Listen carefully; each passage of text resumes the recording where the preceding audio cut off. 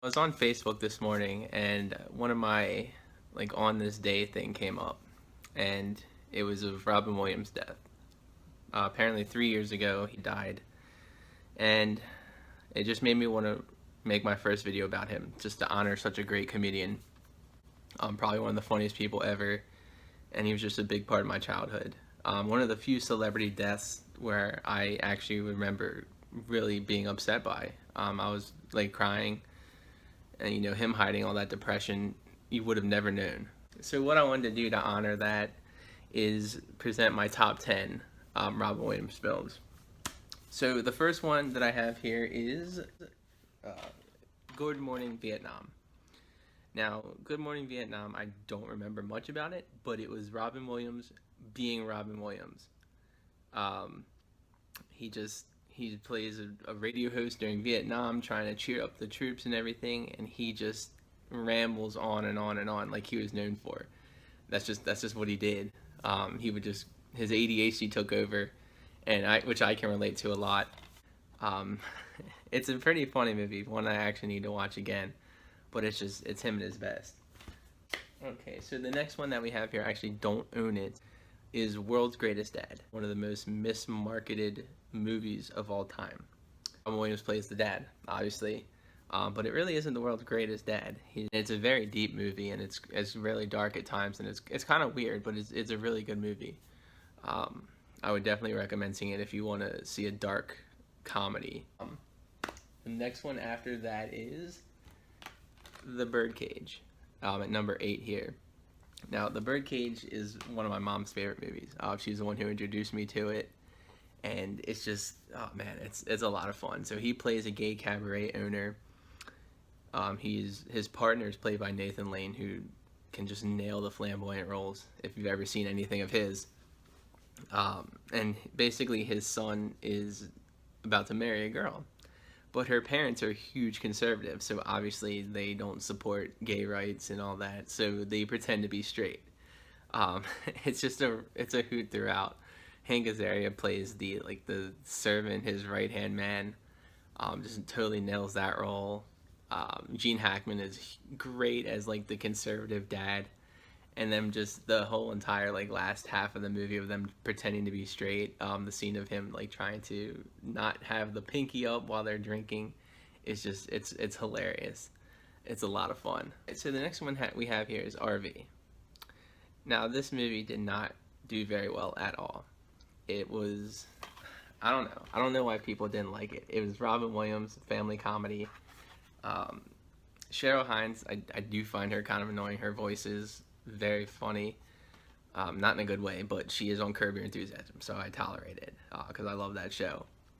But Robin Williams is great here. Him and Jeff Daniels just riff on each other.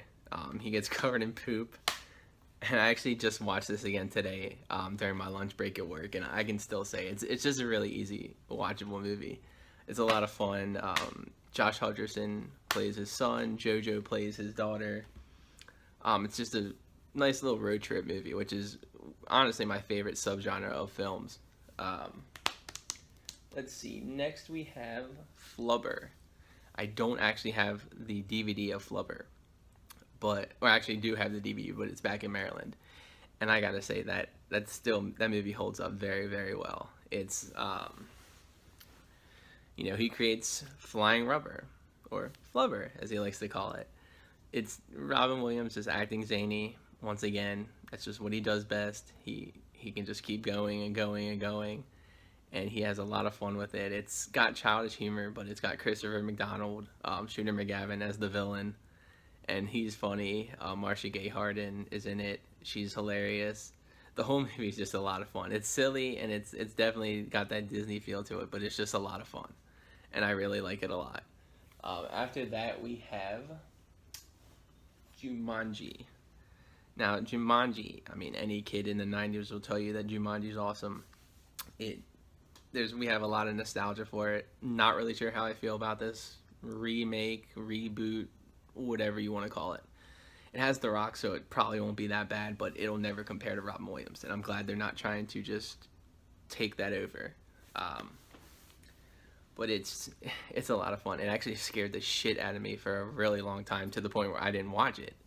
I didn't actually see it until I was maybe like 8 or 9 years old. And once I did see it, though, I ended up loving it. Robin Williams is hilarious. As the kid who gets sucked into the game comes out looking like a caveman, shaves. The CGI might not hold up as well, but it's just a lot of fun, and it holds that nostalgia for any 90s kid. The giant spiders, him trying to, like, fighting the alligator, trying to grab the game from the pelican. Bonnie Hunt plays Sarah, and then the end is a really sweet ending. And once again, he just has that natural charm that you just love, and you can never take that away from him. And he had that up until the day he died. He may have made bad movies, but he was never the worst part of them. Next we have Patch Adams. Now, Patch Adams is another movie that apparently is not very well recognized. A lot of people don't like it. Even the person that was based off of the actual Patch Adams hated it. He said that he could not stand it. He said it was overdone. They basically just took a shit on him, and I don't understand it. It's a very good movie. He's trying to, he cheers up very sick kids. That's what he does best. He cheers people up. I can guarantee half of that movie was probably improvised, because you can just tell that he just keeps going. I mean, I hate to keep saying that, but he just does. He talks just to kids all the time. The part with the old lady and the giant pool of spaghetti. Philip Seymour Hoffman plays his roommate, who calls him a pompous prick. But by the end, he warms up to him. There's the gynecologist scene, just all the jokes. And then when the guy who had like pancreatic cancer, he managed to make him happy. It does have that one sad moment in it. I'm not gonna ruin it, but everybody who's seen it knows exactly what I'm talking about. It always gets me, and he plays that part so well. Just sitting there crying, and it feels so real, and it really does. Next up we have Hook. Once again, another movie that any 90s kid will tell you is awesome. Robin Williams nails this one. He may look weird, but he's perfect for that role, because he's essentially an adult playing a kid who's technically an adult, and he goes to Neverland, a bunch of make-believe stuff, which is, once again, what Robin Williams is known for. Dustin Hoffman's amazing in it. It's a pretty divided movie, but I love it. I actually just watched it a few months ago, and it holds up really well. It's just so much fun. The Lost Boys, Rufio, anybody my age can yell Bangarang, and you'll know exactly what we're talking about. It's it's just iconic. And Robin Williams is just the best in it. He plays Peter Pan, and I hope that movie, well, it technically has been remade, but not that specific way, because it's Peter Pan, so that's already technically a remake. Dustin Hoffman's great in it. It's got the kid from Can't Hardly Wait. It's just really fun. It's a lot of action. It's got Phil Collins in it for a moment. And Robin Williams, man, he's just that great that he had this range. Okay, so next we come down to the final two. Now, I feel like most people here probably might know exactly what those are. I'm just going to say right now, I have not seen Good Will Hunting. Don't Shoot the Messenger. I have it on DVD. I just rented it on Vudu for 10 cents, and I promise I will watch it. It probably will make its way onto this list, but I cannot guarantee that. But I probably should have said that at the beginning, but I have not seen it, so I cannot put it on this list, unfortunately. But number 2 is, of course, Aladdin. Aladdin is my favorite Disney movie. It always will be my favorite Disney movie, and 95% of that is strictly because of Robin Williams and his genie.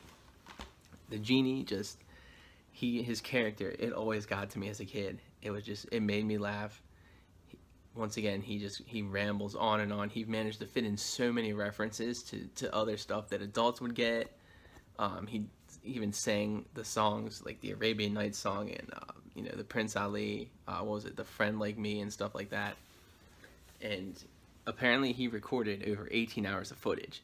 So essentially they just put him in a room, let him just talk, and he had 18 hours of footage that wasn't used. And I think some of it actually got released recently, and I watched some of it, and it was just hysterical. And I can't even imagine like the rest of it compared to what was actually in the movie. It's just so great, and it always has that memory. And that was one of the things that really got to me when he died, is like the genie's gone. They had the second Aladdin movie that he wasn't in, and it sucked. I actually watched it for the first time recently, and it was just awful. They got Dan Castellaneta, who voices Homer Simpson, to replace him, but it wasn't the same. And Robin Williams came back for the third one, but that movie just wasn't as good. Nothing compares to that. And it's always going to be part of my childhood, and it always makes me laugh. It's probably one of the best Disney sidekicks of all time. Okay, so here we are at number 1.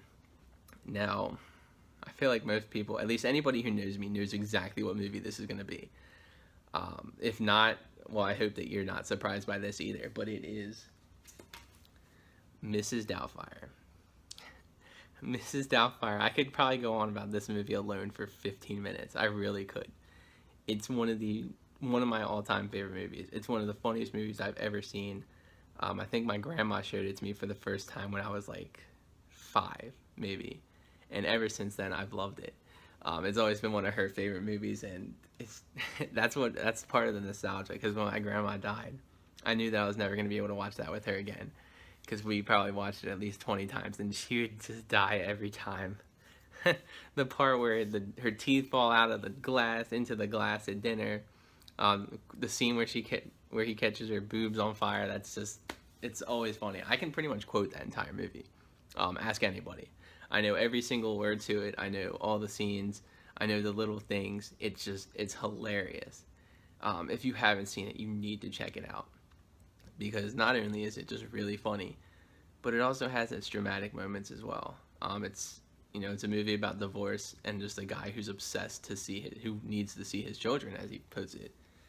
He can't live without his children. He must see them. And it doesn't really have your typical Hollywood ending, and I really respected that. But Robin Williams he plays a woman. I mean, and he does it so well. It's so believable. Even the makeup and stuff. I mean, look at this. It's not terrible. Like, you can see him in the back there, but it's still just great. And it's just such a funny movie. And just from start to finish, you're going to be laughing your ass off the entire time. And if you don't, you have no soul.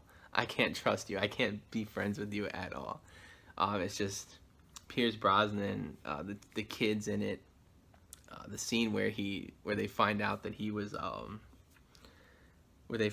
had a penis, the kids, and especially the scene in his apartment with what was her name, Mrs. Sellner, and he just like his face falls into the street, and he takes the cake and he's just like, hello, and drops all the sugar in the tea. Oh man, just thinking about that, I'm actually gonna watch that again tonight. I really need to see that again, just to remember all the lines in there, and oh man, it's just a lot of fun. I love it so much. And I mean, that brings us down to the bottom of this list here. Robin Williams was a great comedian. I never heard anything bad about him. The people who got a chance to work with him have never said anything bad about him. And he seemed like a really, really nice guy. And it's sad that he died by suicide. He couldn't take it anymore. Such a depressed person, and you could tell that he was depressed, because all he did was spend his life making people laugh. People of all ages were able to enjoy Robin Williams. Once again, any 90s kid will tell you he was a part of their childhood. He was that fun uncle. Once he died, we lost one of the best comedians of all time. But other than that, I hope you guys enjoyed my first video, and there'll be definitely more to come, but I really wanted this one to be the first. I think he was very worthy of it.